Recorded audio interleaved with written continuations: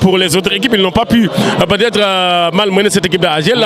Heureusement pour l'équipe d'Agel qui n'enregistre pas de défaite, mais qui reste toujours sur la 3e place. Donc Lolo Amna Solo Boubacar Néné. Donc on va commencer bien sûr à cette 1 minute de silence à l'endroit des défunts. Ouais, nous aussi, le papa de Papa Massaer Dieng. 1 minute de silence en hommage à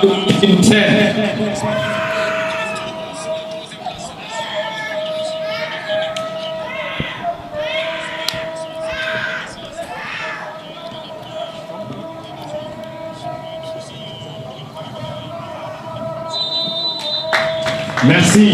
Eh oui, c'est fini pour cette 1 minute de silence à l'endroit de nos défunts. Bien vrai, il est parti tout jeune, donc Morfay. Ouais, yalla mo bindé non aduna donc ça yu ko nex rek lay xol jamm mu ne ko wuy sima donc ñu ñaanal ko ki xamne modi Morfay ñu gën ko xam ci DJ Hermo fu mu jëm gën ko fu mu joggé ainsi que le papa de Papa Massaer Dieng, Papa Massaer Dieng qui est un joueur de Agel qui sera joué par Pape Ngalandoy avec cette longue touche. Attention, il n'a pas été touché de l'arbitre. Le ballon qui est repéré par Ali Ibrelo qui va essayer de s'excentrer pour s'appuyer sur Lamine Sagna. Lamine Sagna qui va lever la tête pour faire la longue passe. Il va retrouver Alilo, Ibra Alilo qui va essayer d'accélérer face à 2 jours. Qu'est-ce qu'il va faire? Il va essayer de résister. Ibra Alilo qui ne parvient pas à résister avec cette. Et ça retrouve la défense. Attention avec Diawa. Qu'est-ce qu'il va faire? Il va lever la tête pour jouer cette passe en retard vers Ali Ibrelo qui va essayer de trouver. Attention, le petit crochet d'Ousmane Yeridiakate, Ali Ibrelo qui va essayer d'accélérer. Attention, il va y aller Ali Ibrelo, le centre Ali Ibrelo, le repoussé du portier. Quel repoussé pour attendre quelques failles au niveau de la défense d'Agel pour s'en profiter. Attention, c'est joué du côté des Blancs et l'arbitre qui laisse jouer. Possession Ezokam. La petite passe, attention, ils vont essayer d'y aller avec ce centre. Contrôle de la porte, il va enchaîner. Non, non, il va essayer d'y aller. La frappe croisée, non. Droit dans les mains du portier. Il semble être un match piège parce qu'ils vont à tout moment essayer d'exploiter les erreurs défensives du côté d'Agel pour essayer de formuler des contre-attaques. Mais du côté d'Agel, ça pousse encore avec Lamine Sagna. Attention, il va y aller. Lamine Sagna met son pied droit. Lamine Sagna, Mohamed Diop. Mohamed Diop qui va armer sa frappe. La frappe croisée de Mohamed. L'ouverture du score de Mohamed Diop avec cette passe et de Lamine Sagna. Mohamed Diop a hésité à 2 reprises, 3 reprises. Il est parvenu à mettre ce ballon au fond de filet. L'ouverture du score, Agel. Mohamed Diop, chapeau et bravo à lui. Ce match est lancé à Sunoubi. Ce match est complètement lancé ici au stade municipal de Yoff. Nuyu Ahmed Fall de nuyu à Soufay. Et c'est un poteau rentrant. Et quel but? Quel but de cet attaquant? Attention, c'est pas encore fini. La passe vers Malingay. Le tacle, là, il devait y aller. Il devait continuer cette course. Non. Ibrahim Ali a très mal donné ce ballon à Malingay. Donc, il faut une passe de Sikanamam. Il faut passer côté bi. Latéralement, il faut retarder. Attention, la détachement, l'égalisation. L'égalisation du côté de Ezokam. C'est très tôt. Avec cette perte de balle, les Okam en a profité pour marquer le but. Contre Bigabé, en transition Bougaou, on a double but. Donc on a vu la réaction de l'Union sportive de Wakam. C'est automatique, hein, c'est automatique. Néna, ce match est complètement lancé. Ça, Guédiawaye FC 1-0. C'est Giraffe qui mène par 1-0. Heureusement du côté de Giraffe et malheureusement du côté de Guédiawaye. Et le match est loin d'être terminé. Attention, on va voir. Khadim Ndiaye qui trébuche mais qui met quand même cette tête. Ngalandoy avec cette passe, attention, il va y aller. Et l'arbitre dirait, il n'a pas été connu dit l'arbitre. La passe vers Mohamed Diop, attention, il va vite. Mohamed Diop, attention, Mohamed Diop, il va y aller. La frappe croisée de Mohamed Diop. Et avec cette course, et dis-moi, on a joué 24 minutes de jeu. Et le score est toujours de 1 but partout entre Agel de Rufisque et l'équipe de Ezokam. La possession du côté de Agel avec Lamine Sagna qui va temporiser avec Malingay. Attention, petit pont piqué, mais l'arbitre est derrière. Repris du côté de Agel avec toujours Lamine Sagna qui va essayer d'y aller avec son pied gauche, le petit crochet de Lamine Sagna pour revenir avec son pied droit pour servir Malingay. Malingay, qu'est-ce qu'il va faire? Il va jouer avec Lamine Sagna qui va jouer en son centre contré. Et attention, la perte de balle. Et l'arbitre bien. Mais première intention, madame Bimal. De titulaire pour moi. Oui, mais j'ai pas vu aussi Alassane Gueye, Messi. Alassane Gueye, Messi. Attention, dans l'intervalle, Mohamed Diop. Attention, il a tardé, il a trébuché, mais il reste debout quand même. Le petit crochet de Mohamed. La frappe contrée. Le ballon revient toujours. Mohamed Diop qui va essayer de sortir pour s'appuyer vers Ndarao Sarr. Ndarao qui fait cette repli vers Abdou Aziz. Abdou Aziz, le ballon revient encore. Il va s'appuyer sur. Qu'est-ce qu'il va faire? Il va le jouer droit. A très bien tiré la tête. C'était une tête de Djibi. Djibi Ndiaye ak Ousmane Yeri Diakhaté ñoom ñoo war a dugal bii infiltration boobu ñoom ñoo koy def ñooy dem entre les lignes def infiltration mooy Malick muy maanaam militaire yi wala homme de côté yi war nañ mën a def infiltration dugal ay bii yu bari. Mohamed Diop dafa war a def dos au but face au jeu décrocher indi défense bi ñoom ñu jowaat loog moom bu ñu defee infiltration ñoom mën nañ dugal yi muy Malick muy Ousmane Yeri Diakhaté normalement ak ñaari homme de côté yi muy Ali Ibra ak ki nga xam ne mooy Sané. Effectivement, on voit beaucoup de brèches. Il faut l'exploiter. Il faut que Taban parle à ces joueurs pour l'exploiter. Car ces joueurs, bien sûr, d'opportunités ne se présentent pas à tout moment. Ali Brelo, qu'est-ce qu'il va faire? Ali Brelo qui va essayer de fixer la défense. Ali Brelo qui va solliciter, attention, Malingaye qui va essayer de centrer en mouvement à l'extérieur. Mais aussi vent bi da ciy joué boo xoolee parfois yenn perte de balle vent bi da ciy joué moo tax booy bu ñuy dóor bal bi nañu xoolaane bu baax allure vent bi parce que instant yi ñun moomewuñu vent bi. Effectivement, et oui, le vent soufflant, effectivement. Mais léegi c'est stable du côté d'Agel avec Ousmane Yeri Diakhaté, très bien joué. Malinga qui va essayer de trouver Ndarao qui va jouer ce centre en mouvement, mais en offrande vers le portier. En tout cas ñoom ak Ndiaye ni ñu ngi koy jiiñante daal man en tout cas daal weer boobu moom mooy weeru ulcère yeeg weeru jàngoro yi di feeñ mais surtout maa côté Ndiaye nag dégg naa Ndiaye ni moom mooy ñamewuñ koor. non ceeb moo ñu sonal te ceeb bi cosaan lañ koy def ay ceebu 6h ceebu 18h ceebu 19h attention Malinga day dem attention le repasse attention mauvais passe Malinga avec oh là là gàtt baaxul oh là là tant que gàtt moo tax jëlul bal bi Malinga oh là là ça reprend et c'est bon qui sort en touche. Yeri Diakhaté, un très très bon joueur en ce moment qui est en train de réquistrer le militaire en ce moment. Il reste constant ce garçon. Depuis le début de cette saison, il est comme ça, Ousmane Yeri Diakhaté. Machallah. Attention à ce contre-attaque, ce centre en retrait. Jouer. Attention. La frappe. Cette défense en ce moment qui montre des failles à cran en ce moment. Des deux côtés. Ce match est lancé. Attention à la défense d'Agel, attention à la défense de l'Union Sportive de Ouakam. Mais je me souviens du premier but. Il y a du corps dans l'air. Je me souviens du premier but. Il peut aller très très loin ce garçon. Très très loin. Mais Mam Djibril Ndoye aussi, le capitaine de cet après-midi du côté de l'Union Sportive de Ouakam. Ce grand défenseur est en train de faire un très bon match. Effectivement. Très bon début de rencontre. Je valide, oui. Ah oui, je valide à cran, oui. Il est en train de mettre en difficulté cette attaque d'Agel. Mais on va voir. Il va y aller. Ali Brelo, il va essayer de pénétrer la défense. Très beau retour. Dégagé de Djibi Ndoye. Ah oui, qu'on a pointé du doigt tout à l'heure. Il est en train de s'imposer en étant le maître de cette défense. Quelle élégance. Quelle élégance de ce garçon. Ñu bëtt ko yombul. Donc loolu nag boo ko ku ko boole am nga chance de jël le championnat.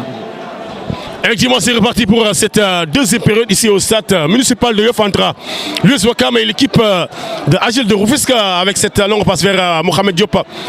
Il a trop poussé son contrôle et c'est ballon qui va sortir. Attention, ça va jouer du côté de l'US Ouakam pour ce contre-attaque. Il va hésiter pour attendre pour faire cette passe. Attention à ce contrôle de Mamadou Koli. Le centre de Mamadou Koli. Attention, le contrôle du pied gauche. Récupérer la frappe contrée d'Aboubacar Sissé. C'est pas encore fini. Du côté de Ouakamoua à l'intermédiaire de Omar Sarr. Attention, Mamadou Koli vers Omar Sarr. Le retour d'Abdou Aziz pour jouer. Très bien joué. Avec Ali Brelo, attention, la perte de balle là. C'est léger, ça joue léger là. Et il faut faire très très attention. attention à ces déviations. Et la tête baille le Robert. Ah, la frappe. Oh, Mohamed Diop. Cette offrande. Ah, série sur le gâteau. Et il a manqué ce deuxième but, Mohamed Diop. Heureusement pour l'Union sportive de Ouakam, sur cette erreur monumentale, et pourtant, c'est un joueur. Ah, un très bon match, oui. Attention, Jean-Luc Tendex a été dévié. Il n'est pas en position de jeu. Ça a été dévié. Ça a été dévié par un joueur de US Ouakam. Ou bien il était déjà en position de jeu. Attention, c'est pas encore fini. Malick Ndiaye vers Ousmane Yeri. Ousmane Yeri dératé. Ousmane, la frappe d'Ousmane. Oh là là. Et il a perdu de l'équilibre. Ouais, Nénal. Entraîneur Ouakam bi gëssigul déchet bi nga xam ne am na au niveau de sa défense gisagul faille. Il faut que agent ñu exploiter loolu à cran. Est-ce que xam nga dafa Ouakam aussi dafa manqué tey. Oui. Parce que ibbi place am di liggéey di daan dooleem kooku mënuñu lu dul ñun jàppale ko parce que yow magam nga Zal magam la mais man sama doom la donc ñun lu ñu war mooy jàppale Karo Mbaye donc maa ngi koy remercier bu baax a baax di ko ñaanal yàlla jàppale ko bu baax a baax di leen wax ne képp ku bëgg a yére yu rafet képp ku bëgg a daala yu rafet képp ku bëgg a sañse mënoo ko amee feneen fu dul chez Karo Mbaye waaw mu nekk ci marché Arafat ci marché mardi bi nga xam ne soriwul Abou Café Abou ma koy nuyu moom it. waa Café. Ce match sans difficulté parce que là ils ont beaucoup d'opportunités et cette équipe en ce moment de US Ouakam ne joue pas en ce moment. Ils ont arrêté de jouer et de poser le ballon. Effectivement, mais attention au gardien de but de HL. Li muy génne bari na te bu amee ku mel ni du ma ne sax man. Attention, Lamine Sagna, il va essayer de jouer avec Mohamed Diop, il va rester debout. Lamine Sagna qui a été un peu court, l'arbitre ne dit rien. La petite passe, oh là là, ils sont sortis belle cette défense de Ouakam. Attention, qui peine avec Mohamed Diop. La frappe croisée. Oh, Mohamed Diop, Mohamed. Donc loolu l'entraîneur de Ouakam bu ko rectifié wul Ouakam mën na ci jël ay buts yu bari même bu ci jëlee ak Agel bu amee yeneen rencontre te rectifié wu ko daf ci jël ay buts parce que dafay bàyyee espace yu bari na osé dem jëli ko il est roi na osé dem jëli ko wala mu taxaw si kaam mais bu hésité. Effectivement, les Rufisquois sont contents. Ils sont très contents à travers ce direct. Ils sont très contents. Ils le manifestent à travers des joies, à travers des cœurs rouges et blancs. Mais il faut continuer encore à prier. Mais il va falloir que la défense reste concentrée aussi. Aduna. Affaire bu xaalis. Karo sama doom la dama koy wax toujours. Attention à cette sortie hasardeuse. Attention ñu ñëw si action bi attention ba léegi jeexul waa Ouakam ñu ngi pousse cette passe excentrée. Et oui, arbitre nee na faute contre l'US Ouakam. ak institut européen des affaires aussi ñu ñëwaat ci ñoom tamit ñoom ñëpp si lañ bokk ak waa café gi mbaa yëg nga ne am nañ sponsor café. sponsor café. waaw nga dëgg de. Touba. Café Touba. ñetti sponsor café Touba ñetti sponsor café Touba. ak was bàyyi ma ñu xool attention l'équipe de Ouakam attention le pas la passe autant pour moi le centre contre day reprise balle bi delluwaat na ko dégagé par Ndaraw Sarr waaw oui nee Ndaraw Sarr l'enfant de Cambérène qui est en train de faire un très bon match aussi. Attention à cette tête. Et oui, droit. Heureusement dans les gants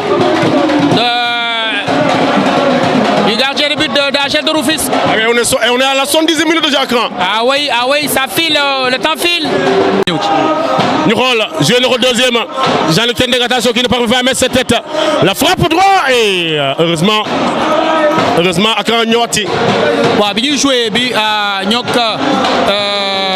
Casa Sport Agel Jaraaf moo dugal deuxième but bi.